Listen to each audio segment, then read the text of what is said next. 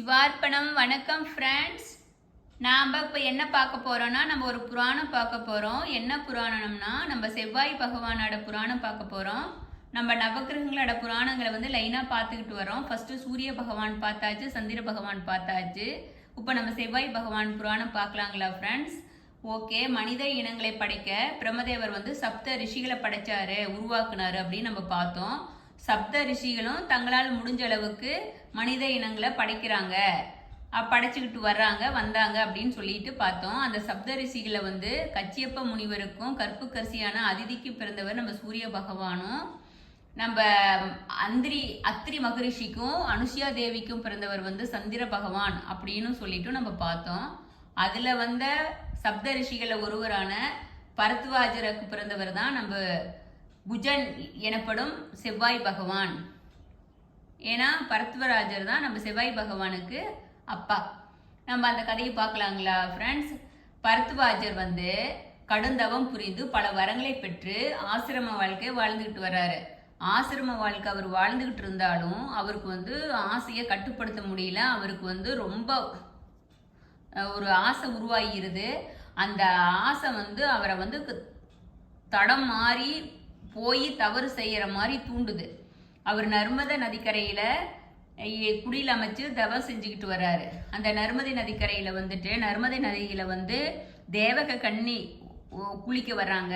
அந்த கன்னிகையை பார்த்ததையும் பரத்வாஜருக்கு ஆசை வந்துடுது. அந்த தேவ கன்னிகை கூட சேரணும்னு நினைக்கிறாரு. தேவ கன்னிகிட்ட போய் அவரோட ஆசையை சொல்றாரு.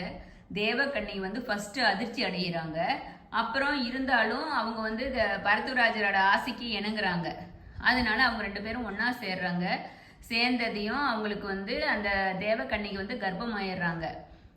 எப்படி ரிஷிகளோட குழந்தைங்க வந்து கரு வந்து முழுசா மனிதர்கள் மாதிரி 10 மாசம்லாம் இருந்து வராது, அது பிண்டமா மாறிடும். நம்ம சூரிய பகவான்ல பார்த்தோம் இல்லைங்களா ஃப்ரெண்ட்ஸ்?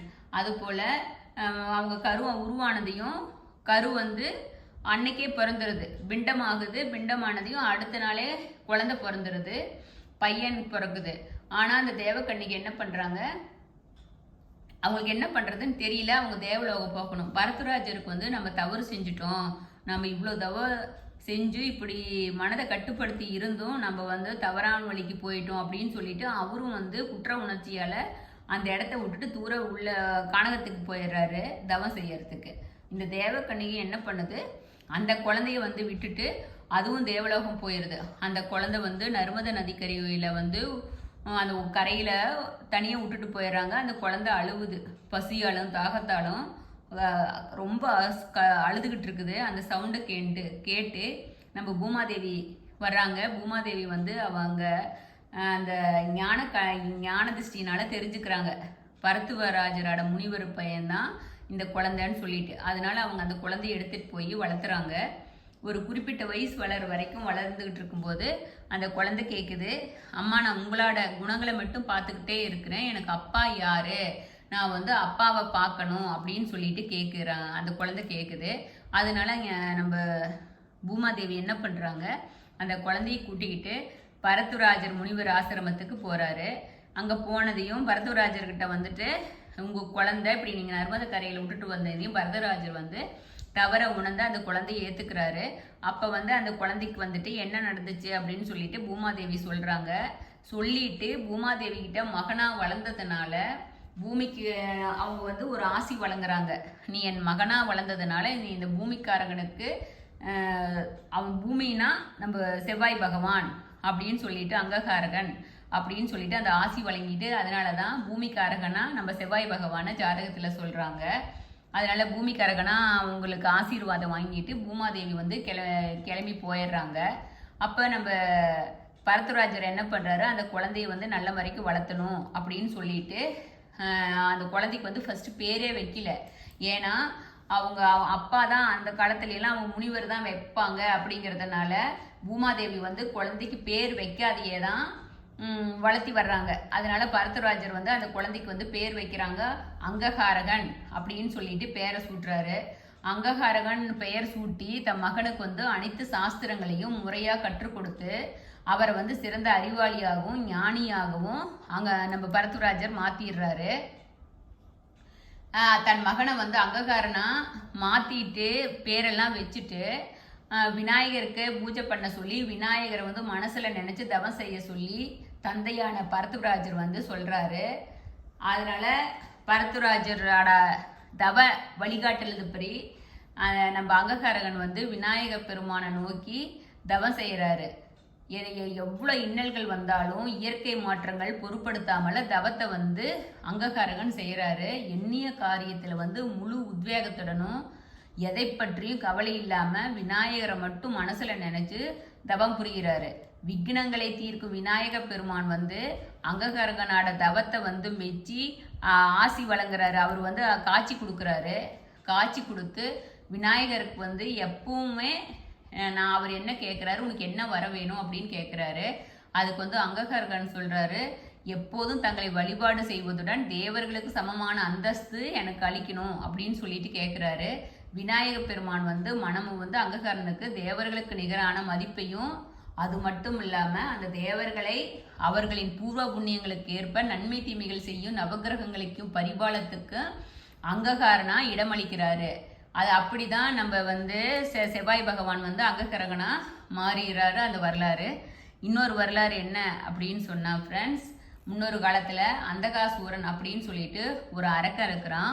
அவன் வந்து சிவன் பக்தன். சிவபெருமான் மேல கடுந்தவம் செய்யறான்.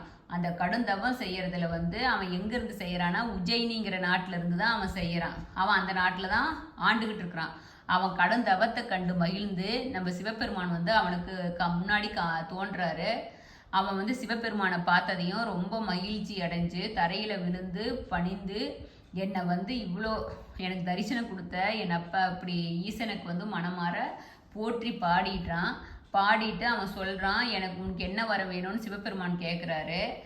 நான் என்னோட ரத்தம் தரையில் விழுந்தால் அதிலிருந்து என்னை போல நூற்றுக்கணக்கானவர்கள் பிறக்கணும், எனது உள்ளம் மகிழும்படியான இந்த வரத்தை கொடுக்கணும்னு சொல்லிட்டு சிவபெருமானுக்கிட்ட அந்தகாசூரன் கேட்குறான். சிவபெருமானும் வந்து பக்தர்கள் வேண்டியதை வாரி வழங்குவது வந்து சிவபெருமானோட முதல் கடமையா இருக்கிறதுனால அவர் என்ன பண்றாரு, மனமகிழ்ந்து அந்த வரத்தை கொடுத்துட்றாரு. அவன் கொடுத்துட்டு சிவபெருமான் போயிடுறாரு. வரம் பெற்ற அரக்க என்ன பண்றான், அந்தகாசூரன் ஆணவன் தலைக்கேறி ரொம்ப மமதையில வந்து உஜயினி அங்க இருக்கிற முனிவர்களை ரிஷிகளை மக்களை எல்லாம் பேதம் பார்க்காம அனைவரையும் துன்பப்படுத்துறான். அவனது செய்கையால வந்துட்டு ரொம்ப மனம் குளிஞ்சு மனம் அப்படி கஷ்டமாயி போய் முனிவர்கள் எல்லாம் சிவபெருமானை நோக்கி வழிபாடு செய்யறாங்க. இப்படி வந்து இவன் எங்களுக்கு இத்தனை கஷ்டத்தை கொடுக்குறான், நாங்கள் என்ன பண்ணுறது அப்படின்னு சொல்லிட்டு கேட்குறாங்க. அதுபடி சிவபெருமான் வந்து அவங்கள வந்து கவலைப்படாதீங்க, நான் பார்த்துக்கிறேன் அப்படின்னு சொல்கிறாரு. ஒரு நாள் வந்து பக்தர்களோட முனிவர்களோட துயர் தீர்க்கறதுக்காக சிவபெருமான் வந்து அந்தகாசூரன் முன்னாடி வந்து நிற்கிறாரு. சூலாயுதத்தோட வந்து நிற்கும் போது அவனுக்கு வந்து அது தெரியல, சிவபெருமான்னு தெரியல. வந்திருப்பது யாருன்னு தெரியாத சிவனை எதிர்த்து அவன் போரிடுறான். ரெண்டு வரைக்கும் போர் நடக்குது. அது பல ஆண்டு நீடிச்சுக்கிட்டு இருக்குது. போர் முடிகிற மாதிரியே தெரியல. அப்போ வந்து சிவபெருமானோட உடம்புல இருந்து வியர்வை வந்து சொட்டு வந்து பூமியில் விழுவுது. பூமி ரெண்டாப்புலேருந்து பூமியிலேருந்து அங்ககாரகன் அந்த வியர்வை துளியிலேருந்து உருவானவர் தான் நம்ம அங்ககாரகன் செவ்வாய் பகவான் அப்படின்னு சொல்லிட்டு. அந்த நிலத்திலேருந்து உளுந்த செவ்வாய் கிரகம் வந்து அந்த அந்தகாசூரன் உடம்புலேருந்து வர்ற ரத்தத்தை வந்து நிலத்துல உழுவாத அவரே அந்த செவ்வாய் கிரகமே உள்வாங்கி அது பூமியில உழுவாம தடுத்துருது. அதனால சிவபெருமான் வந்து அந்தகாசூரனை வந்து சூலாயுதத்தால அழிச்சிடுறாரு. தேவர்களும் முனிவர்களும் வந்து ரொம்ப சந்தோஷப்பட்டு ஆனந்தம் அடைகிறாங்க. இந்த புராணம் வந்து கந்த புராணத்துல இப்படின்னு எழுதியிருக்கு. அந்த ரத்தத்தை வந்து செவ்வாய் கிரகம் வந்து உள்வாங்கி கொண்டதால தான் அது வந்து சிவப்பாய் இருப்பதா நம்ம செவ்வாய் பகவானுக்கு அப்படி ஒரு வரலாறு இருக்குங்க ஃப்ரெண்ட்ஸ். இன்னொன்று வந்துட்டு நம்ம செவ்வாய் பகவானாவே சிவப்பு நிறம்.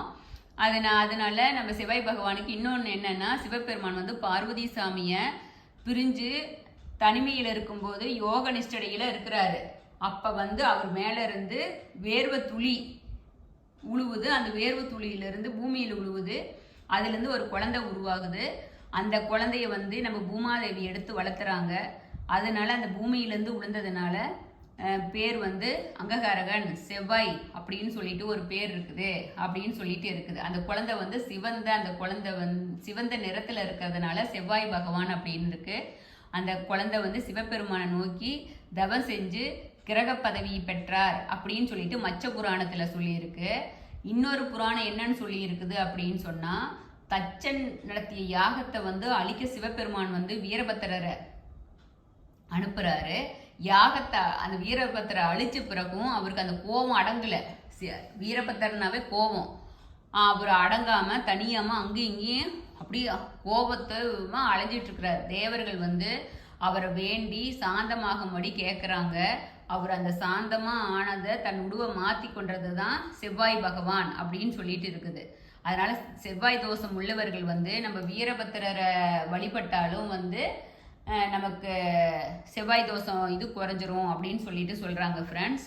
செவ்வாய் பகவானோட புராணங்கள் வந்து இது மாதிரி ஒரு 3 புராணங்கள் இருக்குது. நம்ம செவ்வாய் பகவானை பற்றி பார்க்கலாங்களா? அது என்ன, அவருக்கு என்ன பிடிக்கும் என்ன பிடிக்காது அப்படின்னு சொல்லிட்டு பார்க்கலாம். நம்ம செவ்வாய் பகவானை வந்து போரின் கடவுளாகவும் சொல்கிறாங்க. இவர் பூமாதேவியின் மகனாக இருக்கிறாரு. மேசம் விருச்சிக ராசிக்கு வந்து ஆட்சி வீடாக இருக்கிறாரு. நம்ம செவ்வாய் பகவான் வந்து கோபக்காரர். அதனால தான் செவ்வாய் வந்து கிரகம் வந்து செவ்வாய் ரொம்ப போர்ஸாக இருப்பாங்க. ஒவ்வொரு மனிதர்கள் வந்து ரொம்ப கோபக்காரங்களா ரொம்ப சுறுசுறுப்பாக ஒரு மாதிரி ரொம்ப போர்ஸாக இருந்தால் அது வந்து செவ்வாய் வந்து அவங்களுக்கு அது மாதிரி கட்டத்தில் இருந்துச்சுன்னா அவங்க அது மாதிரி இருப்பாங்க. கடகம் சிம்மம் தனுசு மீன லக்கணக்காரங்களை பிறந்தவங்களுக்கு வந்து நன்மையை மட்டும் செய்வார். அவங்க வந்து நட்பு கிரகம். அதனால நட்பு கிரகங்கிறதுனால நன்மையை மட்டும்தான் அவர் வந்து அவங்களுக்கு செய்வார்.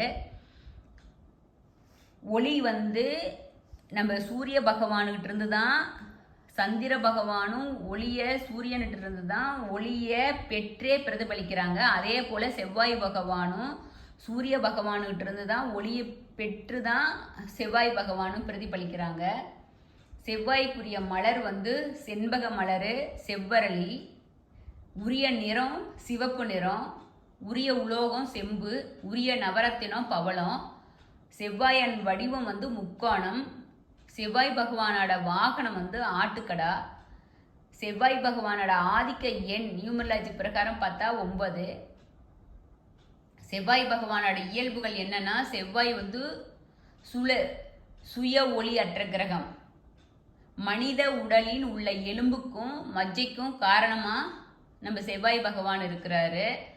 இவர் சிவப்பு நிறத்தை தன்னகத்தை கொண்டு நிலத்துக்கு அதிபதியா இருக்கிறாரு. ஒருத்தருக்கு வந்து வீடு வாகனம் யோகம் நில தோட்டம் துறவு அமையுது. அதுனா செவ்வாய் பகவான் வந்து அவங்களுக்கு உச்சம் பெற்று சூப்பராக அவர் ஜாதகத்தில் இருக்கிறாங்கன்னு பேர்.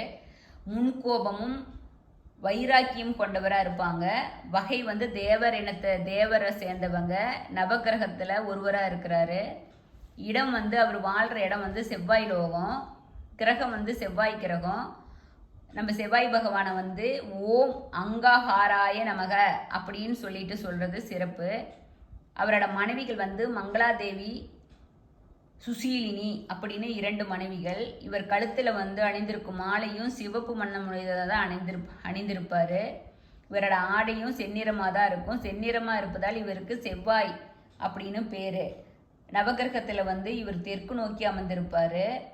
அதிதேவதை வந்து முருகப்பெருமான். தானியம் வந்து துவரை. சுவை வந்து துவர்ப்பு. கிழமை வந்து செவ்வாய் கிழமைக்கு அதிபதியாக இருக்கிறாரு.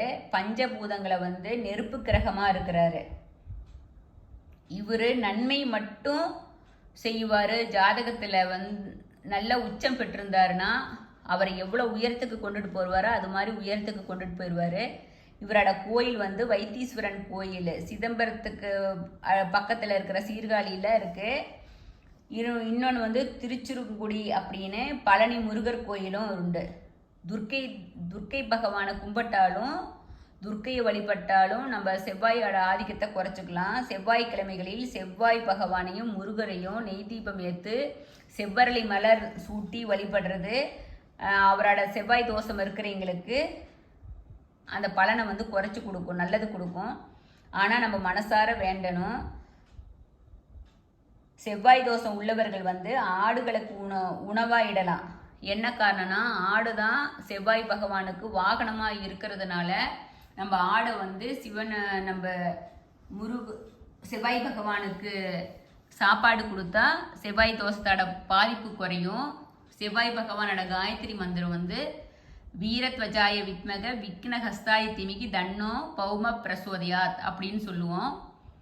செவ்வாயினால் ஏற்படும் தோஷம் என்னன்னா ஒருவர ஜாதகத்தில் 2, 4, 7, 8 மற்றும் 12ஆம் இடத்துல இருந்தால் செவ்வாய் தோஷம் அப்படின்னு சொல்லும். இது வந்து கலத்திரஸ்தானம் மேரேஜ் பண்ணும்போது இந்த தோஷம் இருக்கிறவங்க அதே தோஷம் உள்ளவங்களை தான் மேரேஜ் பண்ணணும் அப்படின்ட்டு. செவ்வாய் லக்கணத்துக்கு 3ல் இருந்தால் அண்ணன் தம்பி உறவுல வந்து பிரச்சனை உண்டாகும். செவ்வாயின் அருள் இல்லாமல் மண் மற்றும் மனையை யாருமே வாங்க முடியாது. பரிகாரம் வந்து நம்ம தான் சொல்லிட்டோம். வைத்தீஸ்வரன் கோயிலுக்கு போகிறது, முருகப்பெருமானை வழிபடுறது, ஒவ்வொரு சஷ்டி அன்றும் கிருத்திகை அன்றும் சதுர்த்தி அன்றும் முருகப்பெருமானுக்கு விரதம் இருந்து வழிபட்டா மங்கள தோஷம் மங்களங்களால்னா செவ்வாய் பகவானார் ஏற்படுற தோஷம் குறையும். செவ்வாய்க்கிழமைகளை வந்து துர்க்கையை வழிபடுறது தான் ரொம்ப மெயின் சிறப்புனாலும் அது சிறப்பு. அதனால நம்ம செவ்வாய் பகவானோட வர இன்னல்களை தீர்க்கணும் அப்படின்னா எந்த கோயிலில் இருந்தாலும் எல்லா முருகர் கோயிலையும் வழிபடுறது சிறப்பு. குலதெய்வ வழிபாடு சிறப்பு. நீங்கள் வந்து ஈவினிங்க காலையே எந்நேரம் பூஜை பண்ணாலும் பஞ்சபூதத்தில் தான் நவக்கோள்கள் இருக்குது.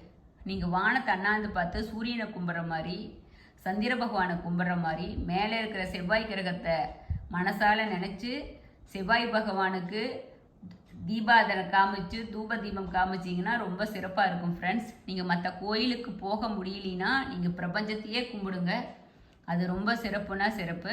சிவபெருமானு தான் எல்லா பஞ்சபூதங்களுக்கும் தலைவராக இருக்கிறதுனால நீங்கள் சிவபெருமான் வழிபாடு பண்ணுறது ரொம்ப சிறப்பு.